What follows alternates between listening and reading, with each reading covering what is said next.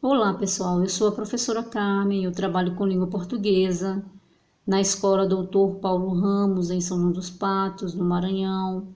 Gosto muito de comprar livros, e esses livros geralmente eles são em torno das teorias e estudos feitos sobre o discurso, o trabalho em gramática e estudo de texto em sala de aula. Eu quero comentar com vocês sobre o livro Ler e Compreender os Sentidos do Texto, da Enguedore Vilaça-Coque e Wanda Maria Elias, e que elas tratam de analisar esses sentidos do texto, a construção do texto, né, e as suas particularidades. E tem um capítulo que eu achei bem interessante que se chama Sequenciação Textual, em que nesse capítulo elas dizem, né, elas conceituam, definem o que é uma sequenciação textual, e eu vou ler aqui o que elas colocaram no livro.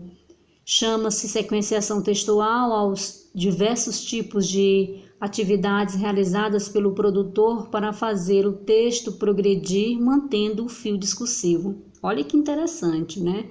Então, nesse mesmo capítulo, você observa que elas colocam um subitem chamado encadeamento por justaposição, em que não há uma ligação, vamos dizer assim, subordinativa, mas uma ligação justaposta de períodos em que eles têm uma intenção de comunicar algo, e elas classificam alguns desses exemplos de conexão de sentido. E o exemplo que eu vou citar aqui chama-se conexão causal, e elas colocam como exemplo assim: o primeiro período é: o barranco desmoronou. O segundo período: as chuvas desta noite foram violentas. Lendo num contexto contínuo, diz assim: o barranco desmoronou, as chuvas desta noite foram violentas. Observe aí a conexão desses períodos, que são independentes entre si, mas que têm uma conexão de sentido, dando ideia de causa. O outro tipo de construção de sentido, nesse exemplo de conexões que elas colocam, chama-se conexão de motivos, em que no primeiro período diz o seguinte: Mariana foi à cidade, e o segundo período precisava comprar materiais para o trabalho. Então, a conexão de sentido ela não se baseia apenas na subordinação, ela se baseia exatamente também na construção de períodos simples ou de períodos que são interdependentes, porque tem uma pontuação aí no meio dividido. E é interessante que se observa realmente o motivo, né, que está aplicado no segundo, que faz com que a ação do primeiro se realize. O outro exemplo de conexão, elas chamam de interpretação diagnóstica. Observe o primeiro período. Faz muito frio durante a noite. Parte das plantações está queimada. Então, observe o diagnóstico. O que é diagnosticar? É concluir, perceber e arrematar uma ideia, porque houve algo que fizesse com que se tivesse esse arremate, essa conclusão de ideias. E aqui você observa também um outro exemplo no quarto período que elas colocam, no quarto exemplo elas colocam como sendo especificação. E elas dizem assim: não é um período, vamos dizer assim, complicado. Apenas o que vem ser especificação? Observe bem. A violência no futebol aumenta a cada dia. Primeiro período.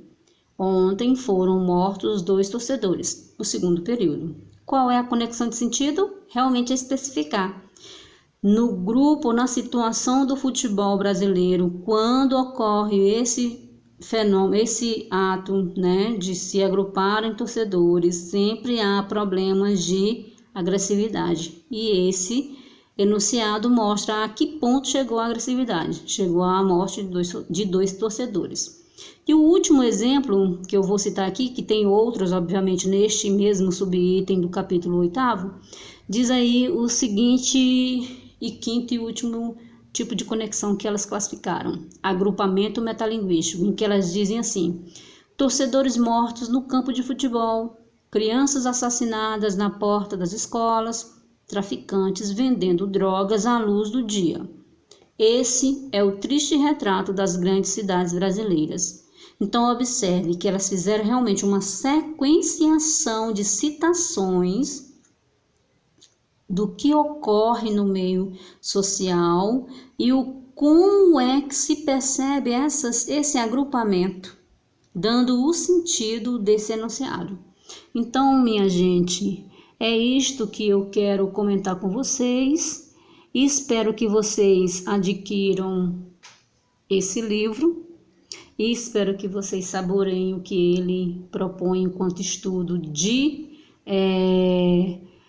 sentido de texto, porque esse assunto interessa a todos nós que gostamos de analisar a escrita, de ler, de interpretar. É isso.